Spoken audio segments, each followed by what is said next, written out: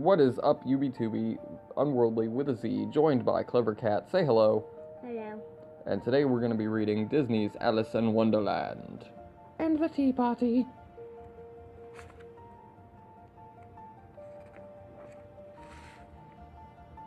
Alice was perched on a tree branch as her older sister read her lessons aloud. All of a sudden, Alice spotted a rabbit. He was all dressed up and running at full speed. "Oh my, I'm late, he cried as he looked down at his oversized pocket watch. Quickly, Alice followed him. And here's this picture. She's sitting on a tree with a cat for some reason. He wasn't mentioned. I guess he's not important. And here she is reading. She looks boring. And here's Alice running after that crazy old rabbit and his giant watch. The white rabbit disappeared into a dark hole. Without thinking, Alice went in after him. Her dress parachuted and she fell down, down, down. After a long time, she finally touched the ground. She saw the white rabbit running. Alice tried to catch up, but she was in a very long hallway and soon lost sight of the rabbit. And here she is falling, and there's a candle and a stool cover and a bottle and a book and a mirror and all kinds of stuff in this random hole for some reason. Alice discovered a little wooden door near the floor. Suddenly, the doorknob began to speak. "You're much too tall," he said. "You'll have to drink from that bottle on the table." Alice drank from the bottle. She shrank and shrank until she was even smaller than the bottle. Then she walked through the door. And here she is. She's gonna grab that guy's nose, and I don't think that's very nice. You shouldn't go around grabbing people's nose. They might be greasy. On the other side of the door, Alice called for the white rabbit. Instead, she bumped into two roly-poly men who introduced themselves. "There's no white rabbit here, but we're Tweedledee and Tweedledum at your service." They began to dance and twirl around her. And here she is. "Have you seen the white rabbit?"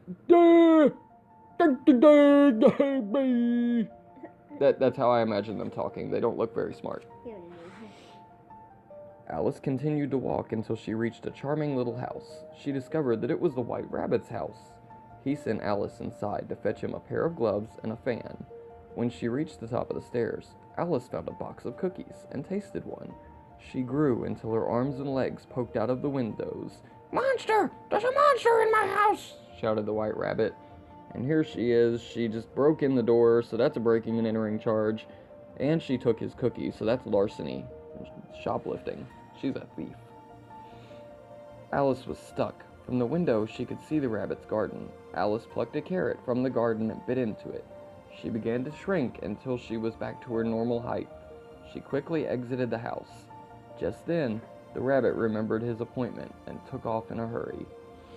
And here's the rabbit taking off in a hurry, and here's some dodo bird guy who I guess he wasn't important because he didn't get mentioned. And there's Alice wearing the house as a pair of pants. Can people wear houses as pants? Yes, if they are giants.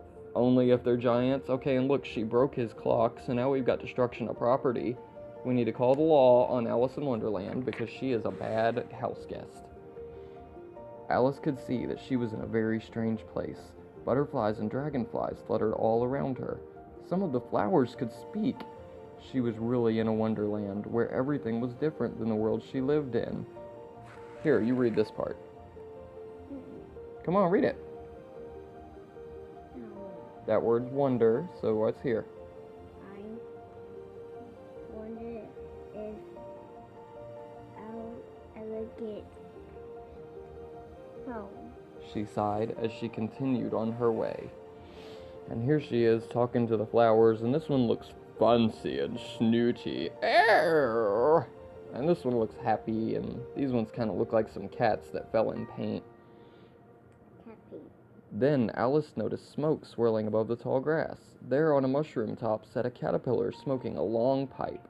Alice told the caterpillar that she wished to be a little bigger. The caterpillar told her that one side of the mushroom would help her grow, but Alice would have to guess which side.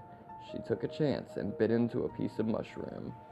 And here he is, and he's smoking his pipe, and he's blowing the smoke right in her face. That's not very nice, is it? Is it? No. No, it's not.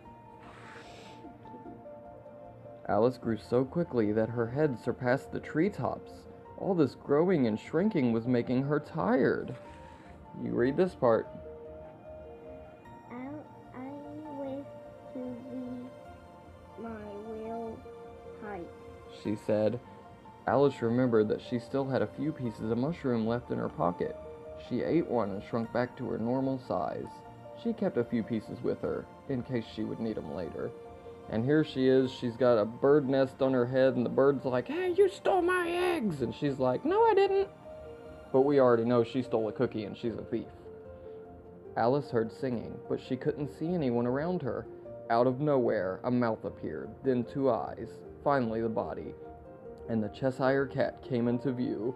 "If I were looking for the White Rabbit, I would ask the Mad Hatter and the March Hare," he suggested before disappearing. Alice continued through the woods. And here's that crazy-looking old cat. His hair done flew off. It must be a toupee, not a very good one. And Alice is not in the picture, even though she was talking to him. And I look like cat. Soon afterward, Alice reached a clearing with a long table that was set for tea. The March Hare and the Mad Hatter were seated at the table. The Mad Hatter explained to Alice that he was crazy. I mean, that everyone had a birthday once a year. No, but he is crazy, though. But that there were also 364 birthdays to celebrate. That day, they were celebrating an unbirthday and invited Alice to join them for tea. And here they are, and they just look crazy. I think he's about to try and lick her hair. He looks like the type of guy that would lick somebody's hair, just all weird and stuff. Yeah. And here's the rabbit, and he looks kind of crazy too. And Alice is just like, "Whoa, buddy, back off!" You do not look so pretty. The March Hare began to pour the tea, but bumped into the Mad Hatter, spilling tea on his vest and bow tie. The two began pouring tea on one another while the mouse, who was half asleep, recited a silly poem. "This is the most ridiculous tea party I have ever attended," said Alice. I'm going home. Very good. And here's Alice, and here he's got a cake under his hat. I told y'all he was weird. We better watch out for that one. And this one's trying to bite her butt. Yes, he cannot go home. Alice continued walking through the forest until she had found herself in a garden full of rose bushes. 3 gardeners, who were shaped like playing cards, were painting the white roses red. They told Alice that if the Queen of Hearts only liked red roses, and explained that someone had accidentally painted white roses. Planted white roses, not painted. Now they were painting them red to avoid angering the Queen. And here he is, and he looks like he would be like, "Hey, you brother, get out of my lawn!" And it looks like he's gonna paint her hair. I see her face. And here they are, and they're over here painting the roses. Probably white paper. At that moment, a long row of card-shaped soldiers filed out before the Queen. Everyone stopped to watch the procession, including Alice and the White Rabbit, who was one of the Queen's trumpeters. Everyone seemed to fear the Queen, even the King. And here they are, and here's the White Rabbit. And here's the card guys, and the Queen is probably somewhere way down there. She probably is old. The Queen suddenly stopped in her tracks. "Who painted my roses red?" she cried furiously. "Someone will lose their head."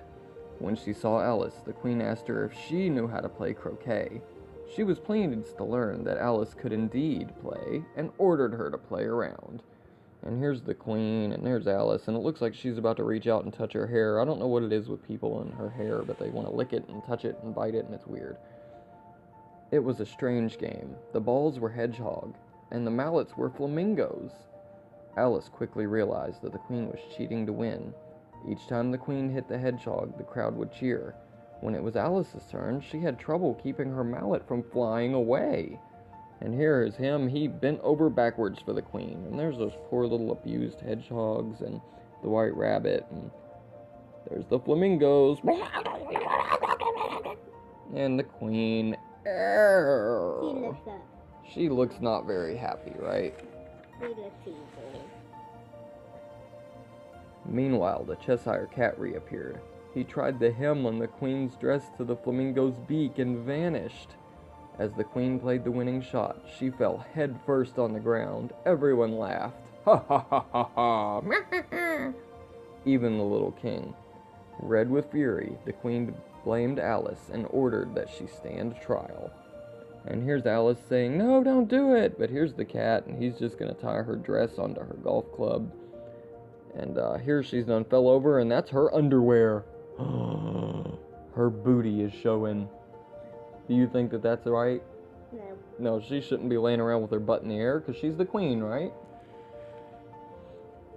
The guards immediately brought Alice before the court, and the queen announced the beginning of the trial. Alice's witnesses weren't very helpful.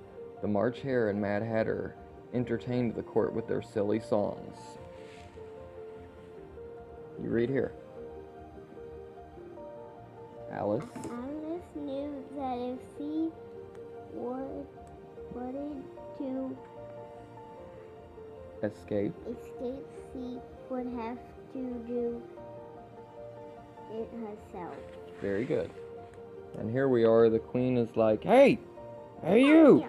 Hey you! Put my finger in your nose. And here's the queen or the king. He's got a giant hammer, so that's cool. And here's these people. They aren't important to the story, but there they are. And here's poor old Alice over here, and the white rabbit, of course. Just then, she remembered the piece of mushroom in her pocket. She took a bite and grew taller than everyone in the room. Everyone was frightened of the giant Alice. The guards ran for the doors, and the queen ordered that all persons more than a mile high must leave the court immediately. And here she is, and the queen's like, Hey! And she's like, I could stomp on you. So now she's probably free to go. Before she left, Alice turned to the queen and began to scold her. As she spoke, Alice slowly began to shrink down to her normal size. When she had finished, the queen ordered her guards to capture her, but Alice escaped through the back door And ran as fast as she could. Very good. And here she is, she's yelling at her while she's big, but now she's shrunk down to normal size, and she's like, Off with her head! When Alice thought she was safe at last, she realized that she was caught in a labyrinth. She could hear the footsteps of the guards who were searching for her. Here, you do Alice's voice, remember? I don't know how. Read this. How will I. I get out of here? Very good, she asked herself. Then suddenly she had only one desire, to forget everything and go to sleep.